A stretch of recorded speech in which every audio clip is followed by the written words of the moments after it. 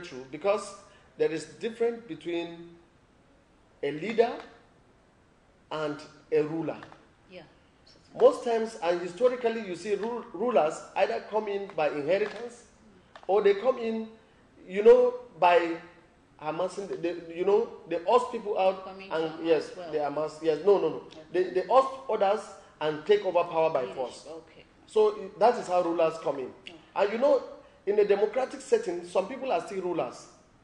Rulers do not have the background, leadership skills required. Okay. All they know is to occupy a position. And when they occupy such position, the deliverables are not available to them. So you see them fail. Now for a leader, by training, from onset, you see him a leader. In fact, if you see a child that will turn out to be a good leader, even from childhood, you know. But that you will not see in a ruler. A ruler transforms all the wasteful energies he has to physically challenge situation. But a leader would rather influence individuals positively in order to get results. These are clear marked differences between a ruler and a leader. So what we have oftentimes is a ruler. He decides, say, you will not go. But a ruler will say, do you have the necessary qualities to be there? Yes, you go. No, you don't go. These are two different things. But somebody says, you be there. Just be there. Whether you have it, be there. That is a ruler. So you're trying to say those people fighting to win election are not leaders. Many of them. Yes, because if you have times you'll just be busy. I just want to win this election by hook or crook. By hook or crook. And at the end of the day, when they get themselves there, they lose focus. Of they course. don't know what to do. And they'll spend the whole years trying to, figure out what should I do, and a lot of challenges will become their way that they don't even know how to tackle it. That is very true. Yeah. That's why you have people after spending 8 years, they seem not to have direction. Then they believe now that they will use money to buy up this position. Okay. This is not leadership. A leader will influence people, and the people will believe in him. A leader will be chosen by the people based on their free will, out of free volition. This is quite different from what we have. That's what democracy is. That is what democracy should be. Yeah. Because democracy actually follows the principle of humanity, the principles of good, and the rest of them. That is what democracy is about. Sure. But you see a leader telling you that I'm bringing money to buy people. Something is wrong. Okay. Even when you are not using gun, you are oppressing the people to get power. That is very, very wrong. Okay. What we are going to do, by the grace of God, if we come into power, we will change the trend. The trend has to change. People must be elected based on who they are and what they are able to deliver. Not based on whether they are old or they should remain, or they should not remain. No, it shouldn't be like that. Okay. That completely must go away. It must fade away. They are old, they are mundane, they are archaic, and they must go. Okay. Yes. I think it's an era of the young people. The young people must take. All right. Yeah. Thank you, sir. Now, you. with the signing of the age reduction bill, popularly known as the Not Too Young to Run bill, why do you think the young people should be given the opportunity? Though you said some things about it earlier, but we still want you to elaborate on that. It's very good that there is a policy, there is a law that is backing and supporting the younger generation to take over.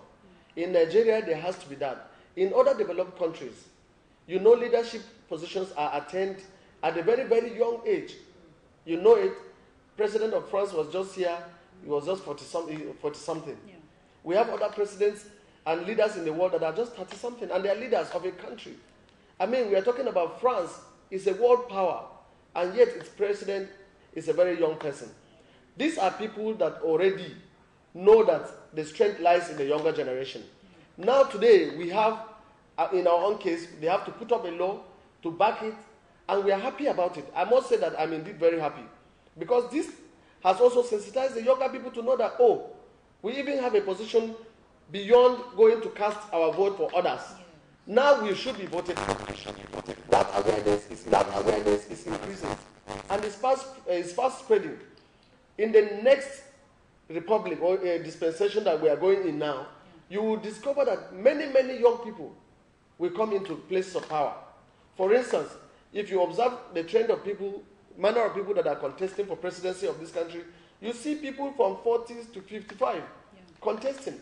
That is a very good news for us, and it gives us hope And in fact, it should even give hope to the younger generation, because that means that they will live to be leaders of tomorrow, as they usually call them. So it's a welcome development, and I'm happy, and I believe that younger people will rise up and support people like us in order to channel this cause for them, so that they will find it easy in their own time. But do you see the young people delivering? Sure. Young people can deliver as long as you give them the prerequisite conditions to deliver. You know, most times people fail, I tell you, because either the rule of law is not followed, because for every work you are elected to do, there is always what to do. Guidelines to, yes, as to what to do at a particular time. Yeah. Now, if those things are on ground, why should you fail?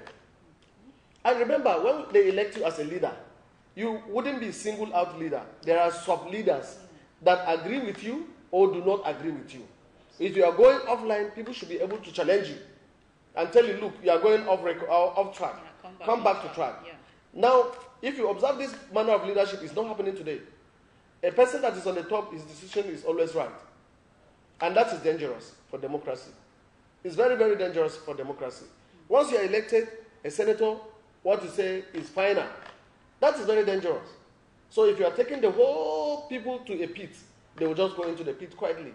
But that is not acceptable again, and I would believe strongly that it wouldn't happen any longer. Thank you, sir. Thank you very much. Now, because of time, what is your final word to our leaders out there, and then to the young ones who are coming up, aspiring to be in leadership? Firstly, let me congratulate our governor, His Excellency Architect Darius Dixon Ishaku. He's a visionary leader. He is one among many leaders that have brought up young people to different levels of positions of power.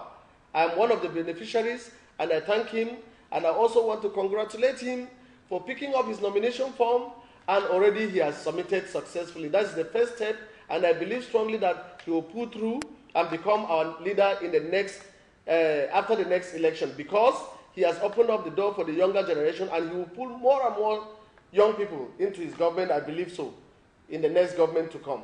So I thank him for that. And I also want to implore the younger people out there that this election is not a do-or-die affair, and that we should take it as a game or sporting activity, such that we do not go into a crisis or go into situations that will lead to a breakdown in law and order.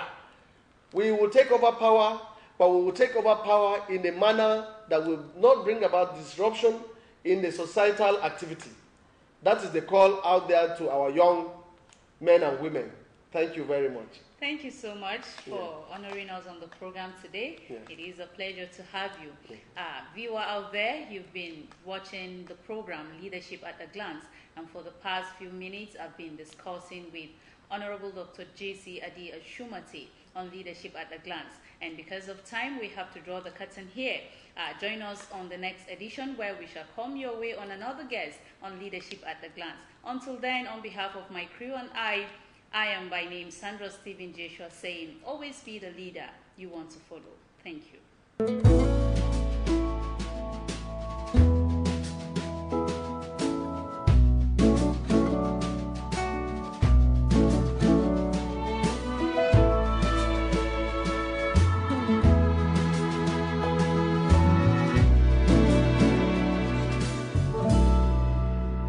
I wake up, I see you as you leave.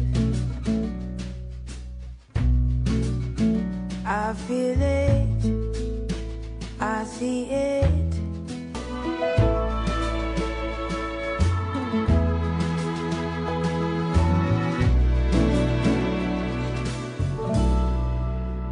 I wake up, I see you as you leave.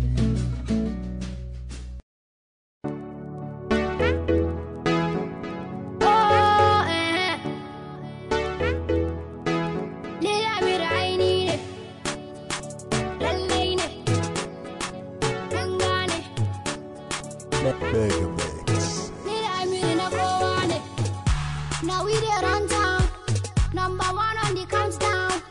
All the people them know now. Say I'm me where the whole town. When I sing a bit to come on ayaba. If you hit us now, they can sing your bar. They can sing up with a push in a maraba. Then need a sariki kuma jagaba.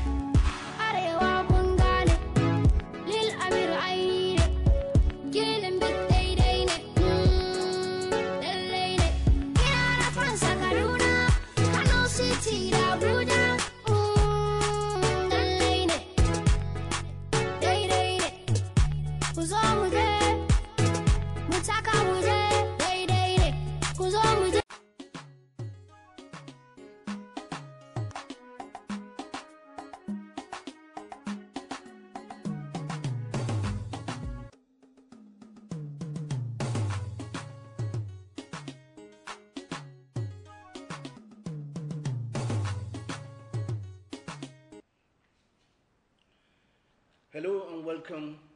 Today is yet another Friday, and the program is Media Roundtable. At Media Roundtable, is a platform provided for journalists to look at certain state and national issues and give a complete postmortem of some of the issues. And as usual, with me in the studio is to my right is Comrade Solomon Ajiduku, the immediate past chairman of the Nigerian Union of Journalists.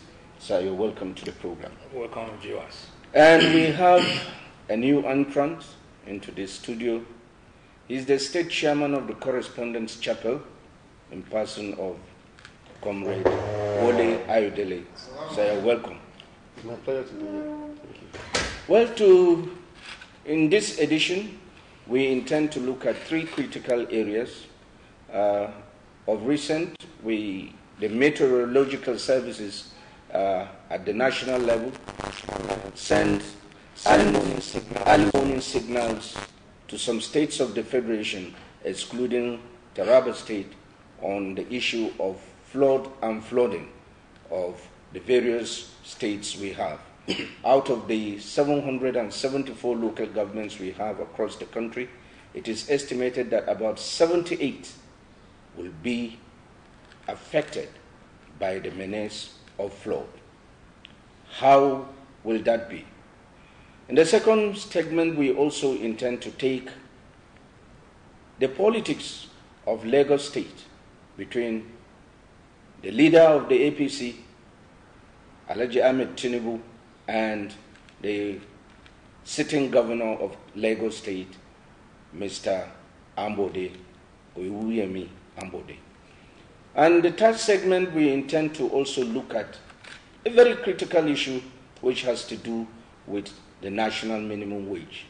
Well, workers have over the years been plunged into quandary over their ability to survive in terms of the low wage they receive at the moment vis-a-vis the increasing prices of goods and services in our respective markets. Well, having said that much, we will begin with the flood and flooding, which is very critical to us. Mr. Ajiduku, 78 local governments will be affected by flood across the country, excluding our dear state.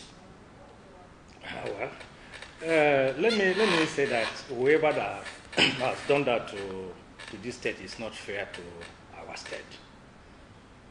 It is a known fact that Taraba State is one of the states that is in the flood-prone areas. Why am I saying that? Because the state is lying on the fringes of the River Benue. And it is not anything for us to argue that previous flooding activities that have taken place all over the country will always have Taraba State reflected as one of the states being affected. I don't want to apportion blame on whoever that is responsible for that, whether it is from the meteorological the agency or perhaps whoever that has done that. But I want to say that whether we like it or not, Taraba State is going to be one of those states that will be affected by flood in the calculations. My worry is this: why must the agencies responsible for the evacuation of people living within the fringes of areas that are prone to flood always wait until when the flood occurs?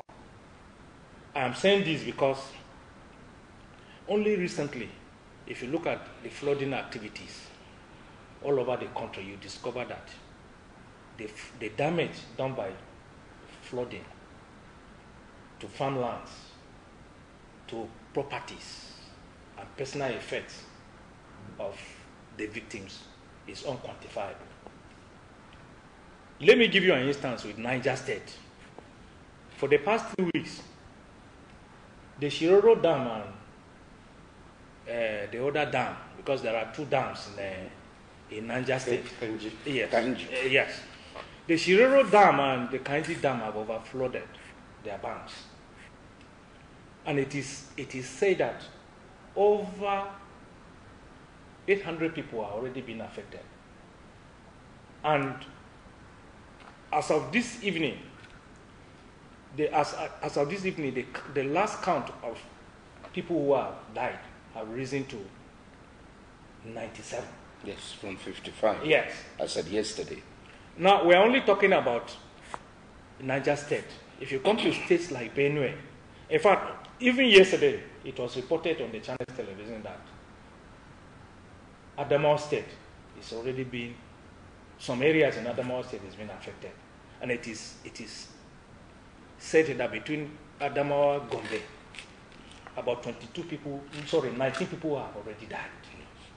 So this is to tell you how devastating the flooding activities is going to affect this country. Yeah, not taking away those facts from you, but we want to bring in the chairman correspondent, Chapa Wole Ayodele. You know that there is a recent threat that has to do with the Lagdo Dam in the Republic of Cameroon.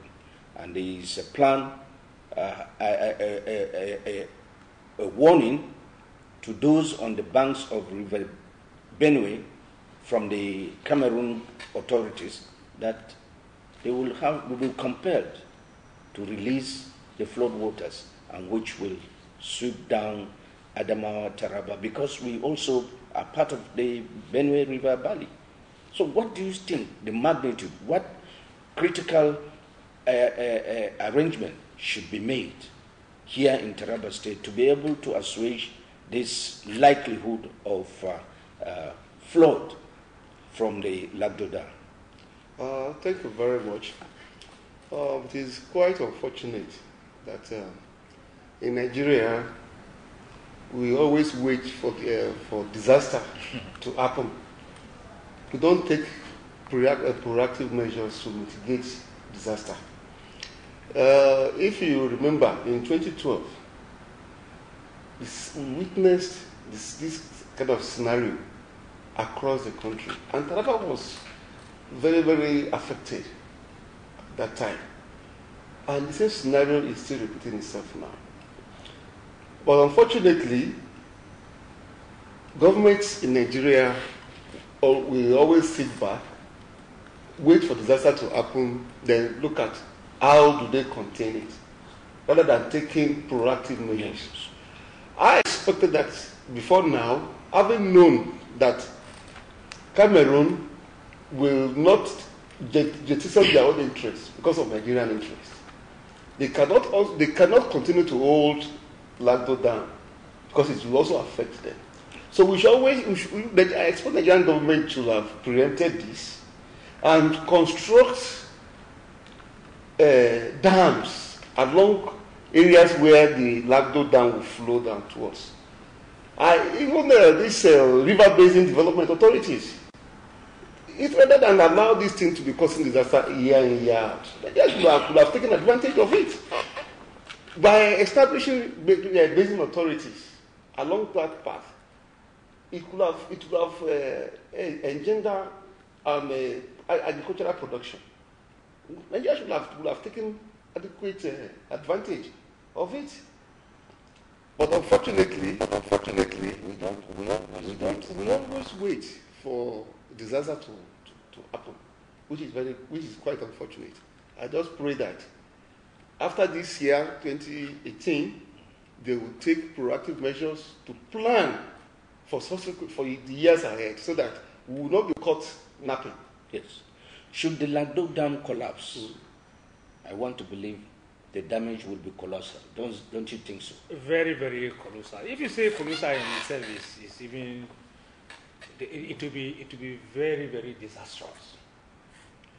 In the sense that the states lying on the fringes of River Benue are almost about 4 or 5 states, and you can imagine if the Lagdo Dam collapses, as you are trying to say.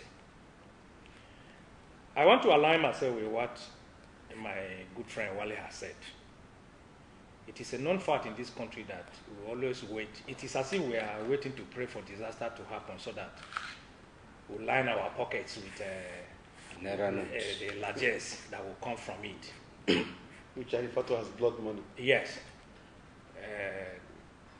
Like he said, you remember in 2012, when we had one of the worst flood in Taraba State, which forced the then Governor Damba Basunte to quickly run to the presidency and invite the then president to come over, to come and see the disaster. And good luck. Okay. He came here and they went to Lao. You know, as of that time, we were expecting that, having invited the president to come to the scene of the flooding activities in the state, the president then, having gone back to Abuja, will quickly try to come out with very strong policy to mitigate the outcome of the flooding activities in the near future. That was not done. And here we are again. It will not stop us from advocating for our dear people in Taraba State. We're still calling on the federal government. Instead of waiting for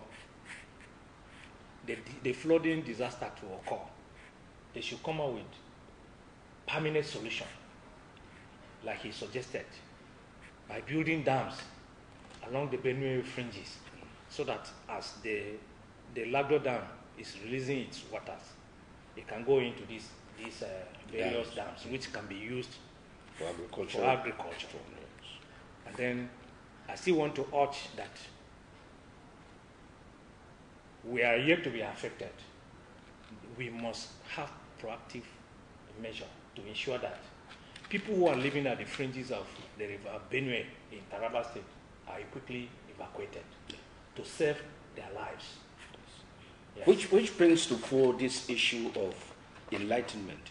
Do we think we need to enlighten settlers along the fringes of the Benue every year about their well-being, about their lives, about their property, and what? How long will government continue to do this? Well, there is no limit to information dissemination and sensitization. There's no limit to it. As long as we live, as that we will continue to. People need to be educated. People need to be enlightened on the dangers of the imminent disaster that is about to, impending disaster. So there's no limit to that. But unfortunately, it's as if in Taraba State, governments don't take this very seriously. If you remember, I will take you back again to 2012. Taraba was one of the states that was badly hit by that flood of that year. Yeah. But when the federal government was to intervene, they categorized states based on their level of the damage. Yes. But Taraba was categorized in category B. Yes. Whereas some other states who are less affected, like Taraba, fall under category A. Then you begin to wonder, what was the yardstick that was used?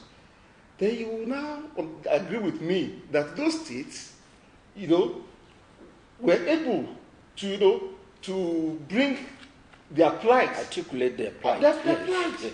They are able to bring to the fore. Government ought to take deliberate efforts. It's not just relying on reporters to just go and report. You take conscious effort. By when you do that, then the news will be all over. Yes. And the people living on this who are at risk of being affected, you take the campaign to their doorstep so that they will know that, yes, once it is about this period of the year, they should know that they can, for the interim, they can relocate. Yes. When the flood period is over, preceded, then you can go back. Yes. But within that period that the risk is so high, they can, and government should also provide an alternative for them, because it's not just about telling people to relocate. Some don't even have anywhere to go to. So government ought to consciously build like IDP centers, places where people can relocate and stay for the interim. And you know that when you are telling them to leave their places of abode to relocate, you know that you are depriving, they will be without means of livelihood. So once they are relocating, government should know that it is its responsibility to provide for what they will eat within that period that they will relocate before going back to their various homes. Yeah, it's just the same scenario with any other crisis or conflict that we experience in our various local government areas. With particular reference to flood, we are quite aware that during the 2012 incident, the federal government released substantial sums of money, but the issue in question is diversion of such resources meant for the vulnerable. I don't think this is healthy because we have experienced it in Taraba State. Can you anchor on that? You see, this issue is another issue that we must continue to talk about. It is very, very unfortunate that it is inhuman when hundreds of thousands of our people have been affected by flooding activities in their ancestral places. And while they are finding refuge in other places, government will come out with very robust plan to assuage their pains, only for some people to go and you remember if Dan Baba, let me tell you, if Dan Baba had returned from Yola during that trip, which ended up in a plane mishap, if he had returned, and I'm telling you, many heads would have rolled. A committee was already set up. The committee was about to submit its report when the unfortunate took place. Be that as it may, I think government is a continuum. We expect that. We're not praying for any serious flood disaster in the state. But in case, if such incident occurred, and since government is a continuum, we are urging the present government to have a look at the report of that committee so as to make sure that it is properly prepared to curtail or perhaps maybe to stop any attempt by people who will be appointed to take responsibility for catering for the flood victims, so that the funds made for them are even some of the material. You imagine that it was alleged that bathroom slippers that were bought for just 200 naira, they were quoted to have been bought for 1,000 naira. Even mats and buckets. It is really like we had information then that some of the people in question even go to their own farms to harvest yams and harvest maize, and bring to for victims. Some of them look at such as an opportunity for them to line their pockets and then it was not their problem, whatever that has happened to those that were affected at the various ID camps. How can you imagine that somebody who is affected by flood, when then you give him a cutlass to do what with it? That was why the then former governor, Dama Baswintin, is so continued to rest in perfect peace. If the day was inaugurating those committees, I remember, it's okay, federal government released 400 million naira. Said, okay, he knew the kind of people he was dealing with.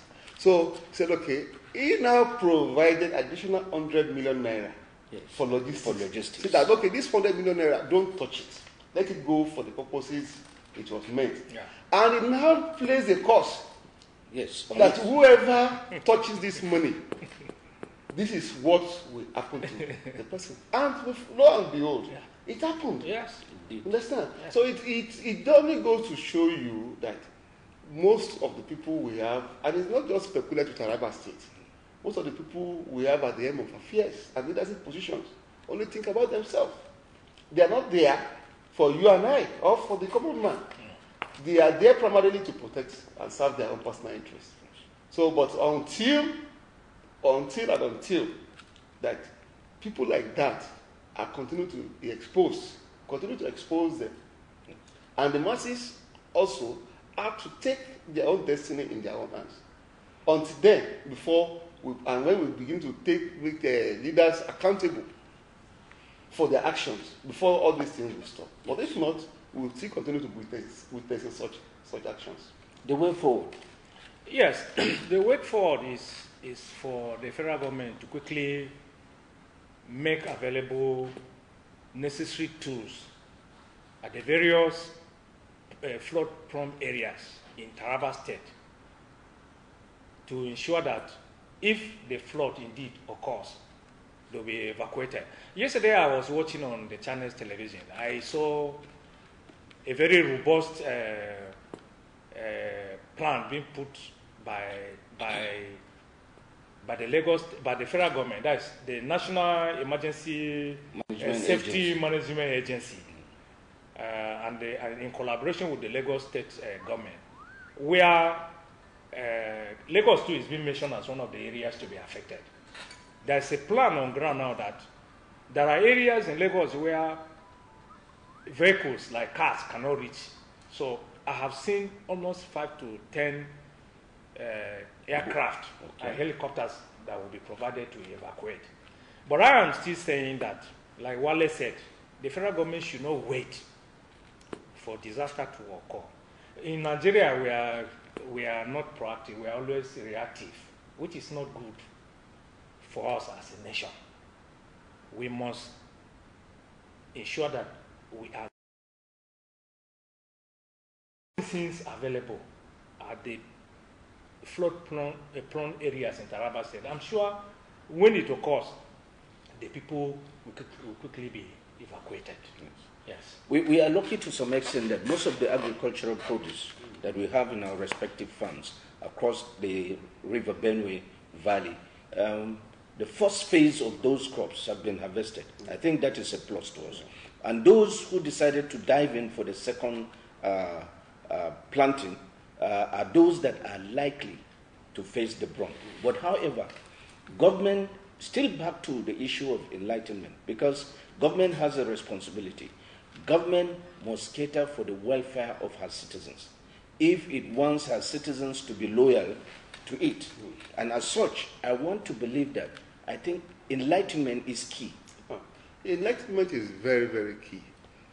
Very, very key. And just like I said earlier, there is no limit to information dissemination. Most of the people in the rural areas that are at risk of flood, the majority of them don't know that a disaster, there is even an impending disaster. So government should, particularly the State Ministry of Information, they should be up and doing. And, there used to be these agricultural extension workers in the days of yore. Part of the responsibility of extension workers is to create this kind of awareness. But, like you rightly said, government still have to do more. You have to do more. If you don't enlighten them, then they will not know. And not just enlighten them, you must provide an alternative for them. Because if it is until you do that, before you can encourage them to leave their abodes and relocate. When you say they should be, when you enlighten them of a depending danger, and there's nowhere to go, or where there is a place to go, there's nothing to eat, they will be forced to remain there and be hopeful and be praying to God that God should not allow the disaster to make them. So government should know that it's not just about enlightenment. It's about being alive to its responsibilities as a government. And particularly there is a factor that has always been a major cankerworm in the bid to enlighten people to evacuate, and that is their culture and tradition, their value system. Yes, sometimes if we blame the government, we should also blame inhabitants of these flood-prone areas. If you are a student of history, you will know that it's either every 2 or 3 years that we would normally have flood. I remember when I was in the defunct Gongola, in Numan, there's a particular place they call Imburu. And Loko. And that Imburu and Loko and then Balang and then Borong, these are areas that are located within the fringes of the river Benue. For Imburu is the worst. Attempts were made in the past to ensure that the people are evacuated, but they're still holding to their culture and tradition. This is our ancestral abon. It's our ancestral land. We don't want to leave this place. I know in Numa, provisions were made for new buildings for inhabitants of Imbu to move. They only moved when the flood came. And after the flood subsided, they went back. And like I'm talking to you now, those affected amongst the 19 that died are inhabitants of that Imbu. And such dates, it's not that they were dead, they were dead in their homes. The flood will carry them along in its waves.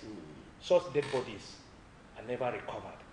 So I want to say that, like Wale said, government must come up with very, very robust plan and to come out with a very strong machinery to visit these areas. Places like Lao, places like Kerelamido and the likes. Yes. Bandawa. And Bandawa, yes. even Maorenio. To educate them on the need to live. Because this life is only one. If you continue to hold to your ancestral land, or your ancestral place of birth, you will also become an ancestor. And one day you will become an ancestor. Like, there's a saying that it is better, it is to be forearmed.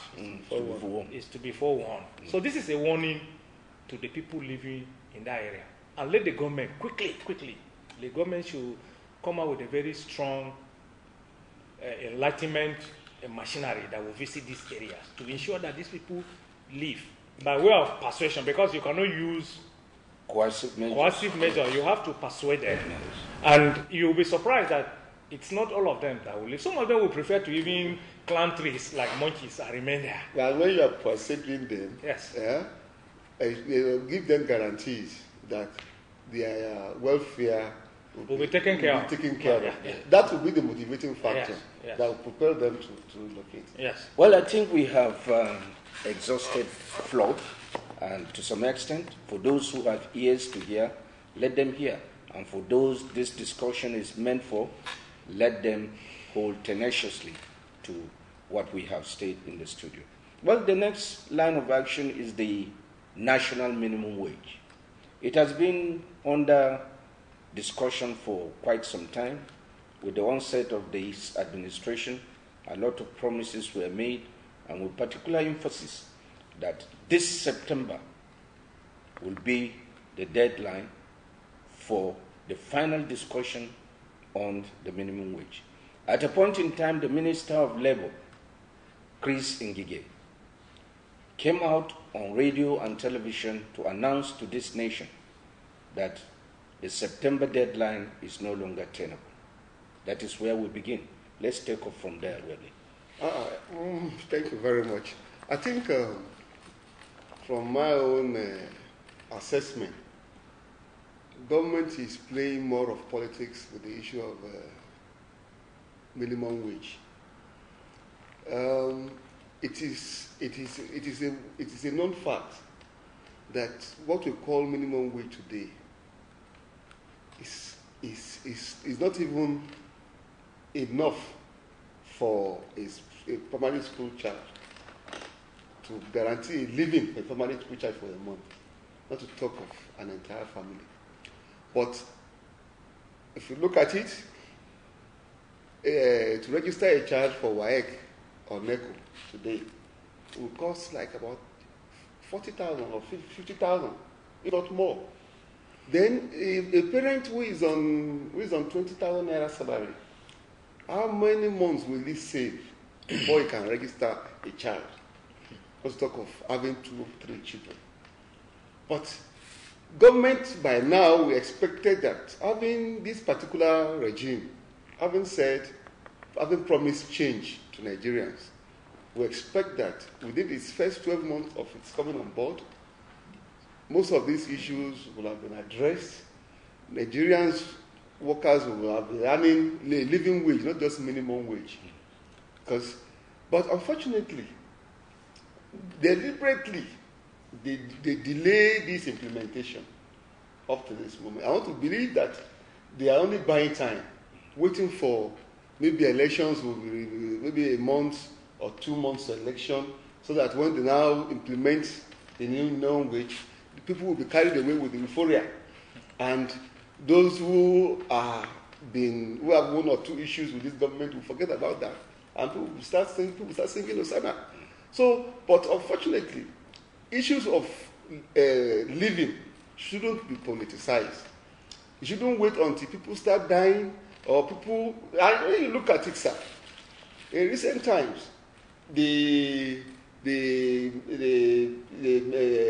Prime Minister of Britain said Nigeria today has the highest number of poor people, extremely poor people. Every minute, more than 7 people drops into extreme poverty. This is not a good statistics for a country as rich and as blessed as Nigeria.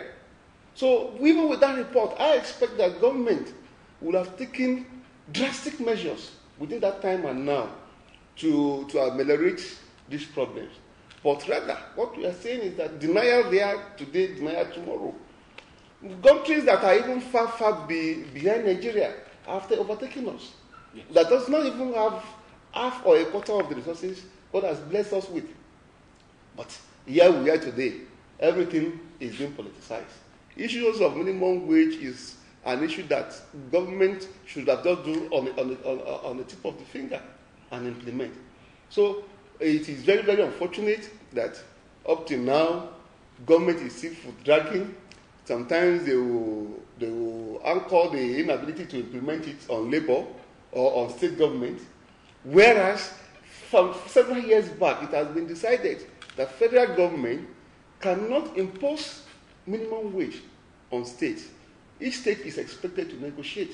So federal government ought to have gone ahead, implement it for federal government workers, and let the states go and negotiate.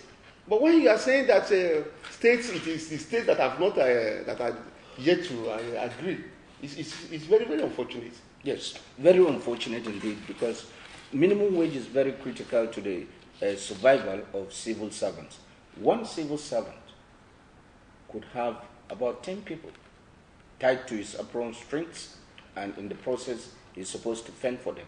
But what he takes home today is so paltry and negligible to the extent that that level expressed by Theresa May, the British Prime Minister, continues to grow. Now, the poverty level in this country, can you take a ride on this poverty level in this country as it reflects even our society today? Like all of us have rightly said, this situation is quite unfortunate.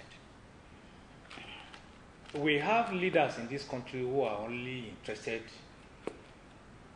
in things that will better their lives. They don't give a hoot to whatever that will happen to anybody close to them.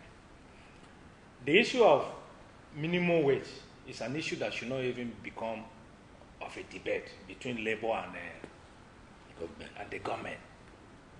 And you could see that the negotiation that is ongoing was not even the making of the Nigerian Labour Congress. It was the making of the federal government. In November last year, the president set up a committee and mandated them to submit their report by April this year. The committee had already gone very far, including labor. You know, in the past, the negotiation for increase in wages were being done through joint council. And because it was being done through joint council, the state governors or the state government do not participate fully. So when the minimum wage is being pegged, they will always say they were not part of it. Now, it was agreed between labor and the federal government that they should be tripartite, bringing in the federal government, the state, and the organized labor together. It is now tripartite, making it very, very apparent, very clear for non-ambiguous argument to even arise. The negotiations were ongoing. Suggestions from the Nigerian Labour Congress was, initially it was for 60,000 naira every month across the board. Yeah. Later on, we have the United Labour Congress in Lagos, the Lagos flank, which is being headed by Mr. Ajero, and then the NSC by Ayuba Wabai. It has headquarters in Abuja. So they now just have to, they sat down and reached consensus that they should be allowed at 55,000. It was on that basis that negotiations started. What, for God's sake, that 55,000 naira, let me ask this a rhetorical question. Is that 55,000 enough to even take somebody home? Will it even take you from here to your place, Mr. Wale? So, you see, but it's a starting point. The agitation is that over the years, the increase was just for 18,000, which, you know, the then President, Goodluck Jonathan, dragged until 2011, when he now saw that elections were by the corner. He now announced 18,000 naira. And like he said, initially it was 8,000, another 10,000 naira added. So workers went to town singing Hosanna. It is now a reality that 18,000 naira cannot take you to your house. It can't take me from here if I want to. But that time, if you consider the economic realities, I am coming to that, and that is why there's agitation for increase now. Not only for 20,000 naira or 30. This time around for 55,000. What stops the federal government from agreeing with the organized labor? Well, you need to be regaled in this instance that the federal government came up with a proposal just yesterday. Yes, it said what it can afford is 25,000 naira. No, I heard the labor minister very well. Those proposing 25,000 naira are those in the private sector. In the public sector, it is yet to be agreed upon. The issue which is being put forward now by the labor minister is that the federal government had agreed on a particular amount to be paid as the minimum wage, but the state government is yet to come out with the figure. And until the state government comes out with the figure, they will now look at the figure by the various state government, and then to see where they cannot invite labor.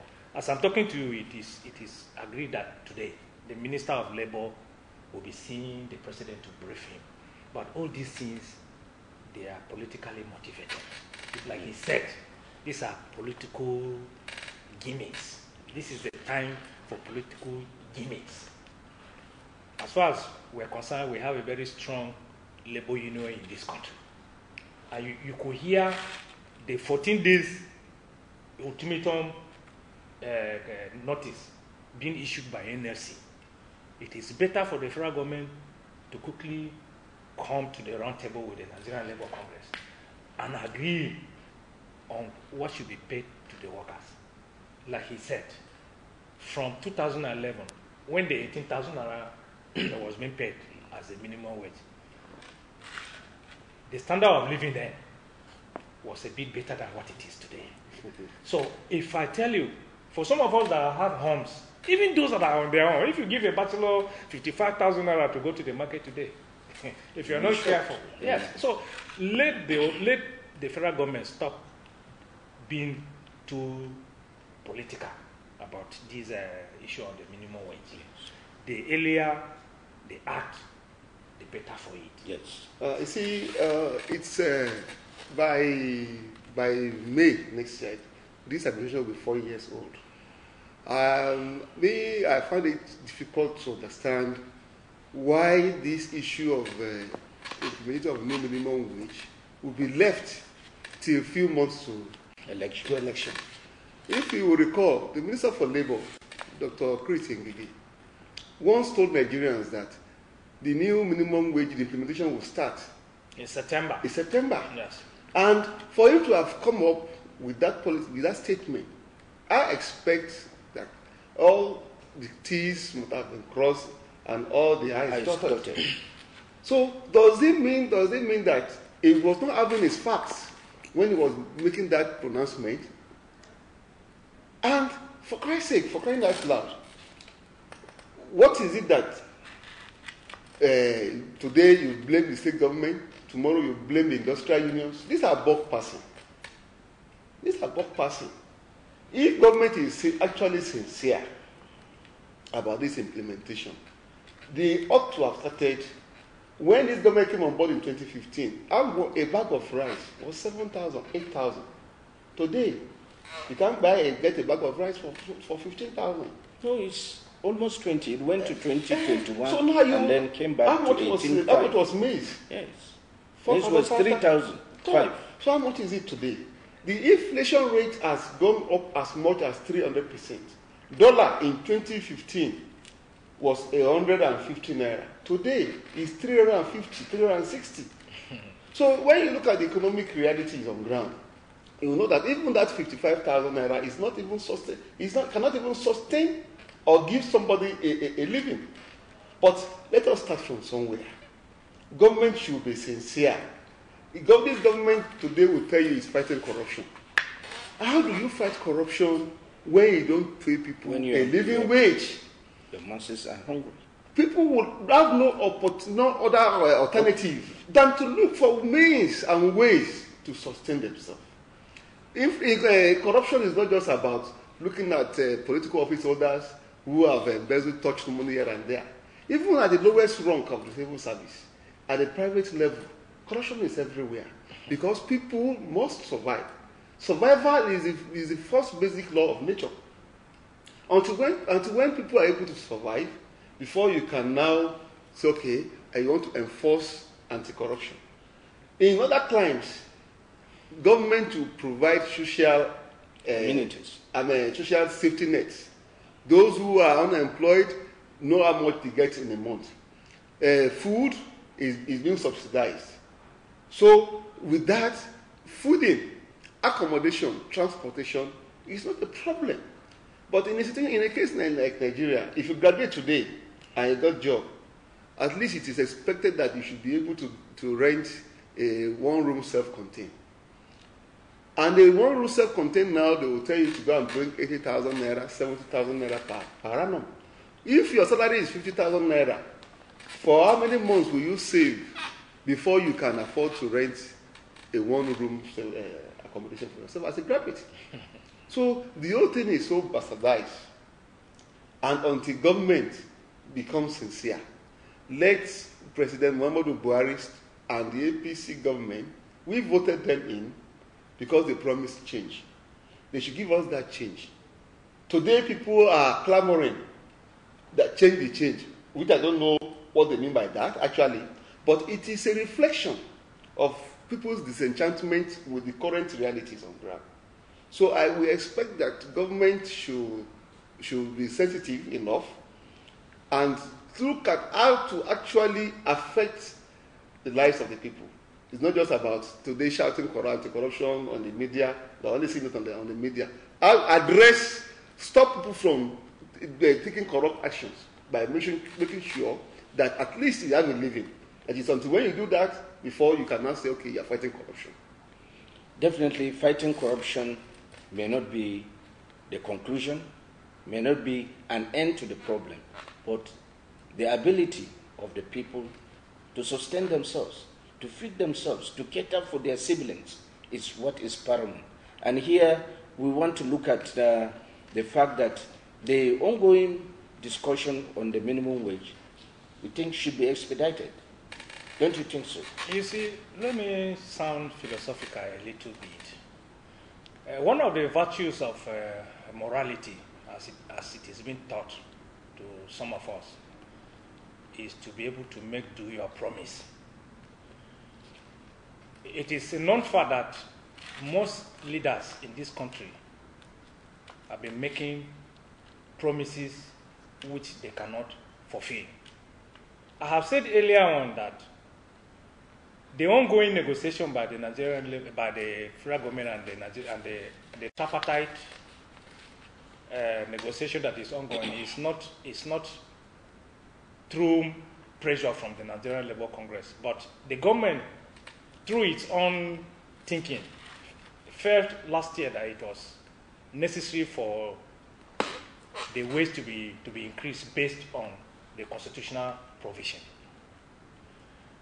If you know that you cannot do what you have promised to someone, you are not going to do what you have promised to someone. You should not promise the person.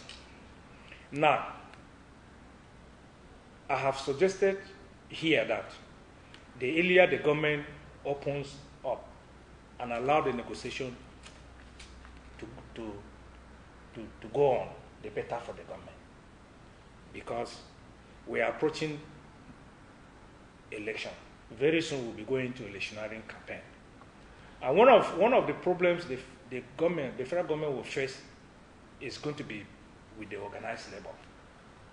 And you know, the organized labor is a force, of course, to be reckoned with.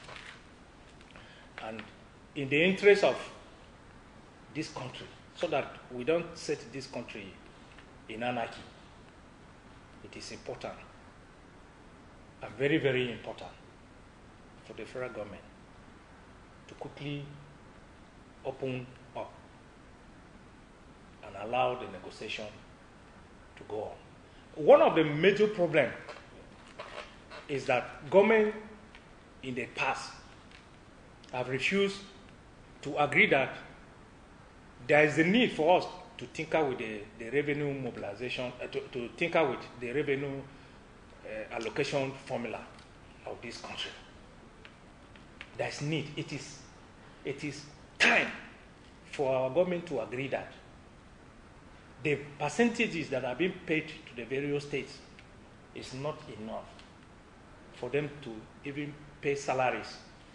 At the moment, not even talking about. That is part of the issue of restructuring. Yes. So we are saying that for us, it will be very pertinent for the government to quickly look at the present formula of the revenue allocation to the various states. Reducing. And the moment, I'm assuring you that the moment it is reviewed, the states will key in. And it will accommodate all other demands by the organized labor.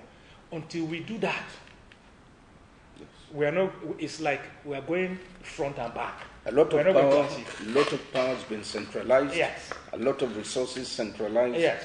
With just little or no output. But yes. Notwithstanding, what's the way forward?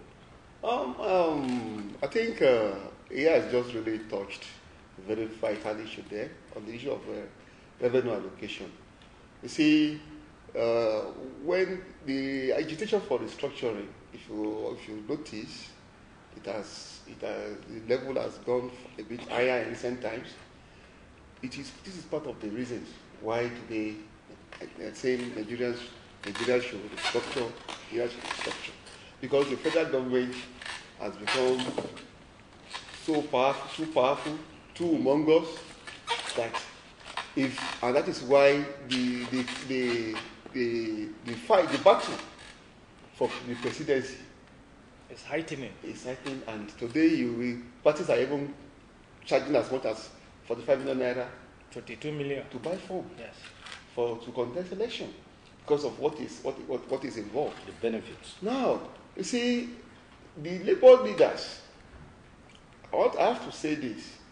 It is very unfortunate that most of the leaders of the labor in Nigeria today look at that position as a means of enriching themselves.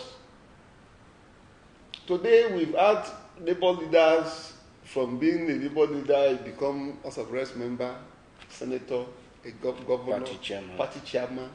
You will discover that they just use that position to negotiate as a stepping stone for their own personal development. That if not, by now, the ultimatum, the labor, 14-day ultimatum the labor gave a few days ago, ought to have come earlier than now. Much earlier than now. Why?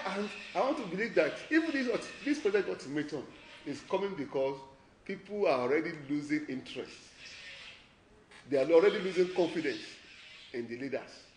And they just want to come up with this 14-day ultimatum to at least let them look as if they are backing, even if they cannot bite.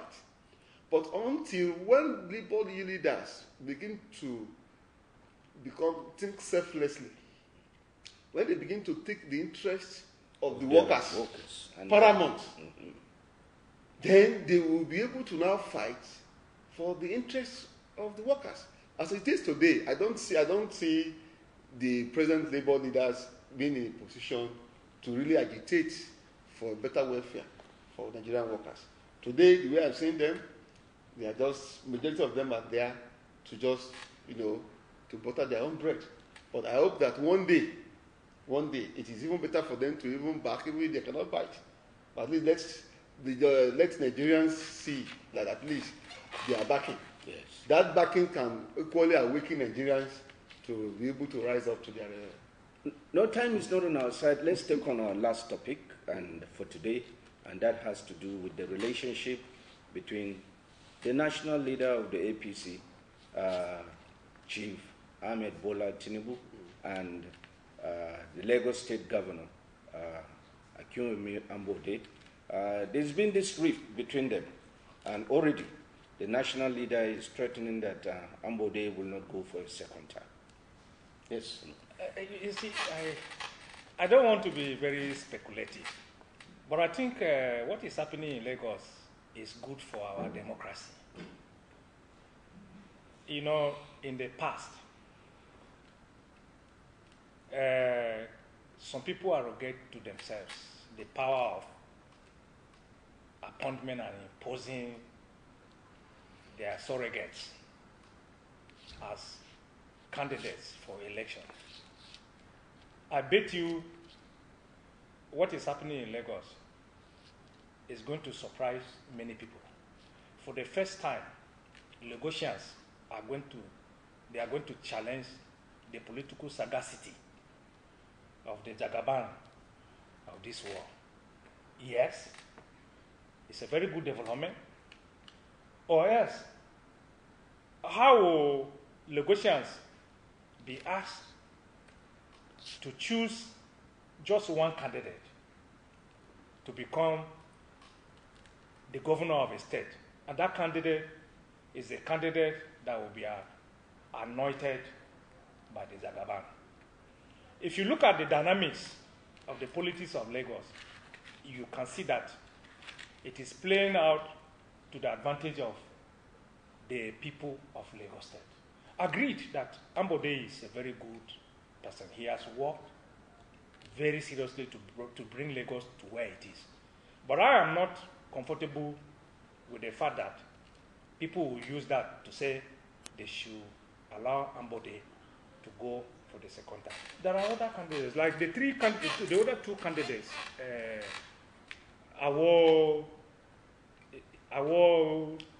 You mean the PDP candidate? No, the APC candidate. I'm talking about Sowolu and Hamzat. They are very, very valuable candidates. I'm happy that Lagos State is going for a direct primaries. Whoever emerges should be allowed to contend with candidates from other political parties. And if we do that, it's like we are beginning to build our democracy. It's not happening in Lagos State alone. It's happening even in the nearby Borno State, where we have over 12 aspirants from APC alone. 12 from the APC. So it is good for our democracy. Let's not be looking at one person as our messiah, which is not going to be good for our democracy.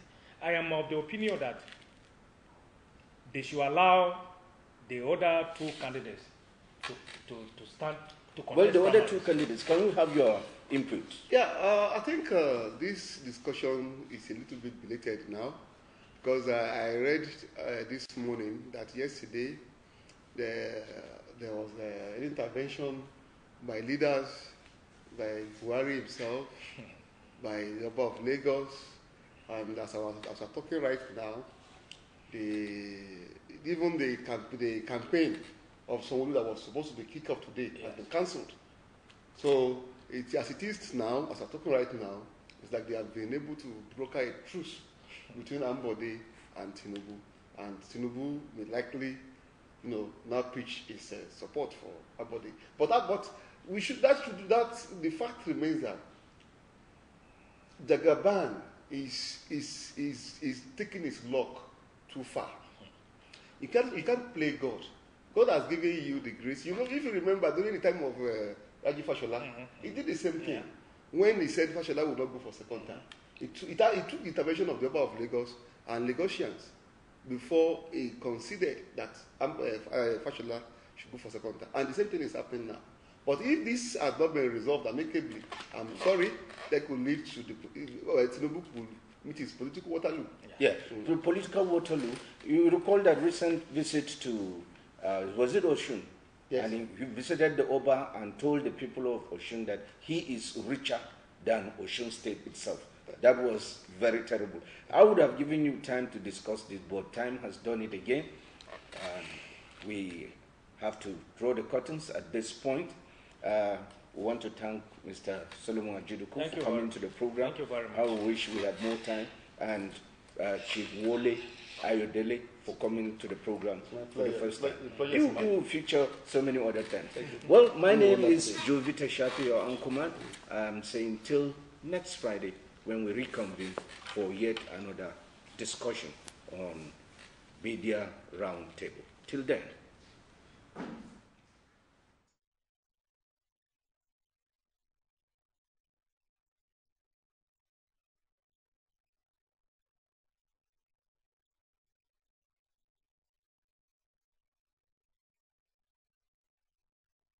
Takar so kin ga kidan so Ka yi rawar so, na ga rawar so.